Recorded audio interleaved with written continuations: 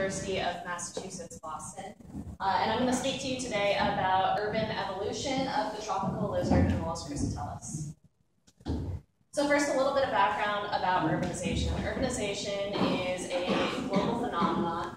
This is a map of populations in each of these countries that live in urban centers. And you can see that some areas of the world are extremely heavily urbanized. And UN projections actually state that most of the population growth in coming decades is going to be in urban areas. And so we can expect in coming decades for urban areas to increase both in extent and intensity.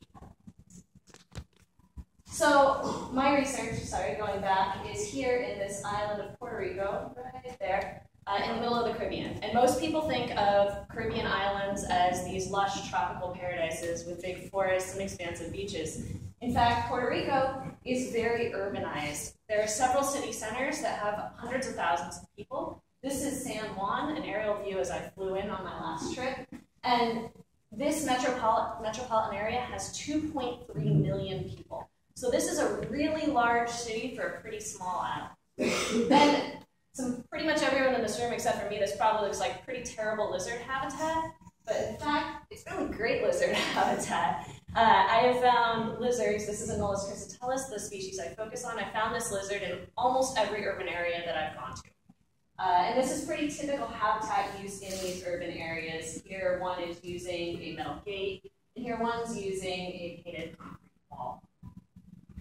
Now, unlike other synanthropic species or species that thrive in human-impacted areas, in Puerto Rico, most of the lizards that live in urban areas tend to be native lizards. The consequence of this is that you can find the same species in nearby natural areas. So this is the same species now using a natural habitat, a tree over here, and then this is one of my study sites. This is a 16-inch ruler, and there's two things to take from this picture. The first is the majority of the perches in this picture are only a couple of centimeters across. So these are very thin perches compared to what you saw in that last picture. The second is there's a lot of different perches, a lot of stems and high density in this area. Compare this now to a typical urban habitat. This is one of my study sites. It's actually a university campus. Not all urban areas look this nice and clean and happy. But it does have all of the characteristics of urban areas.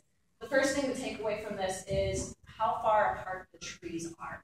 So in urban areas, I've sampled lizards and measured the distance to the nearest perch, and I've sampled distances as great as 18 meters. That's pretty far away for a lizard to have to move to get from one perch to the next. In urban area or natural areas, in contrast, the greatest distance I've sampled to the nearest perch is 2 meters.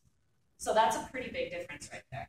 The second thing to take from this picture is the number of artificial surfaces. So artificial surfaces like painted concrete dominate urban habitats. These surfaces are harder and they're smoother than the natural surfaces. The last thing is that most of the surfaces in this picture you see are walls. Walls are flat, walls are broad. And again, these are very different than trees.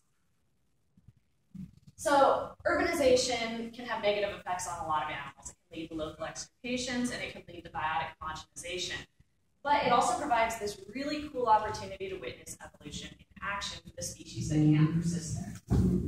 So I began looking at this question in Puerto Rico by finding pairs of populations in urban and natural areas. I picked 3 municipalities, San Juan, Mayagüez, and Ponce, to start. The gray here is just a measure of urbanization, human land impact. When you zoom in, you can see that these are really heavily impacted areas. I focused on 2 key traits for this first part of the project. The first is limb length. So we know from decades of ecomorphological studies that longer limbs help faster locomotion and greater stability on broad surfaces. So in urban areas where they're perching on walls and running across these open habitats, we would expect them to have longer limbs. This is exactly what we found in all of the urban habitats. I apologize for that up there. In all of the urban habitats, the limbs were longer. The second trait that we focused on is lamellae number. Lamellae are subdigital scales that allow lizards and geckos to cling to smooth surfaces. And in urban areas, because there are so many of these smooth surfaces, we would expect selection for greater clinging ability. So that would be either larger toe pads or more lamellae. So for this project, we focused on lamellae number, and we found exactly what we expected, that in urban habitats, which are gray here, the urban lizards have more lamellae. So one thing people have said to me after I tell them this first part of the project is, well, some natural surfaces seem pretty smooth to me, like leaves and some tree bark, like a palm tree, for example. And so we did this macro photography analysis here. So on the left here, or on the right, no, it's your left.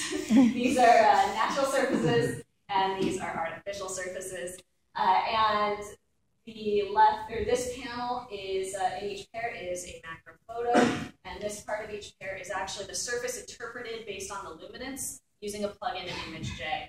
The RA and RQ values are just standard measures of surface roughness. So higher RA and RQ mean more rough.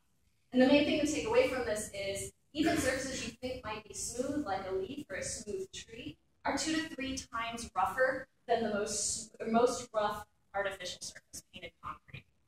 And in urban areas, these are the substrates that the lizards are using, and they use them in high frequency.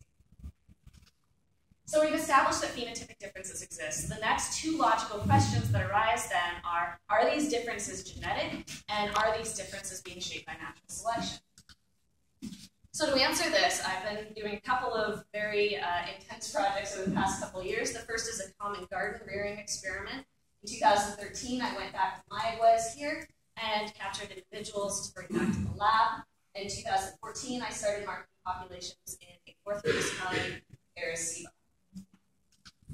So the common garden rearing experiment, I went back to Mayaguez, as I said. I captured 25 male and female pairs from an urban and a natural population for a total of 100 individuals. I brought them back to the lab and mated them. I collected their eggs and incubated them.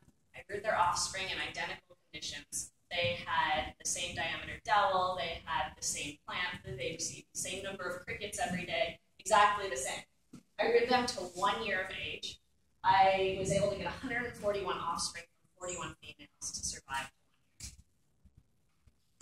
So in a common garden experiment, if differences are genetically based, we expect then that the offspring will have the same parental phenotype. And this is exactly what we saw when we reared them. When we measured them, the lamellae number over here and the limb length over here were in the same direction as what we observed in the wild and approximately the same magnitude. And the limb lengths, or the lamellae number here, are highly significant between contrasts. The lamellae number are highly significant. The limb lengths are marginally significant for front lamellae, not significant for rear lamellae, but I want to point out, again, that these contrasts are still in the same direction as what we observed in the wild. And so this does provide evidence that this is a genetically based trait, although at this time we cannot rule out transgenerational effects. So we've shown that there are phenotypic differences between populations. We've shown that there's a genetic basis. So now we need to show how natural selection is shaping this. And it might seem sensible that in these habitats, an organism that's poorly suited to utilize an urban habitat might have severe fitness costs. For example, this lizard is going to attempt to jump and catch this artificial substrate here. And you can see he's not very successful. And, he's not very successful. And these types of falls are very costly. For one, the lizard can be injured on his way down to the ground. He's exposed to cats and other predators while on the ground. He has to expend energy to get back up. And this type of scene is not uncommon in urban habitats, but I've never seen this in a natural habitat. So in order to get at this question, I have so far marked 3 different populations in Arecibo, 2 urban and 1 natural, for a total of 388 adult males marked. I've gone back after an interval of 4 months to recapture these animals, which is an interval that we thought, based on the literature, would provide an intermediate amount of survival. When we we caught them initially, we brought them back to our field lab where we anesthetized them, took x-rays, took toe pad scans, various morphological measurements before giving them 2 permanent tags. The first is this alpha tag right here. That's a subcutaneous tag, and it has a unique identifying alphanumeric code. Up here, then, we also gave them an injected orange elastomer, and that was just to make sure that any recaptured individuals that didn't have an alpha tag didn't simply lose their alpha tag. So, unfortunately, I don't have much to present on this part of the project yet because this involves processing literally thousands of x-rays and toe pad scans, and it's very labor intensive. But what I can tell you right now is that the survival rate in these populations is around 20% after a 4-month period. And we hope that this is high enough to be able to detect selective differences between urban and natural populations if selection differences do exist. So now, to conclude, we found phenotypic differences between urban and natural populations. We found that these phenotypic differences were maintained in common garden conditions. And so our results are consistent with the genetic basis of these differences.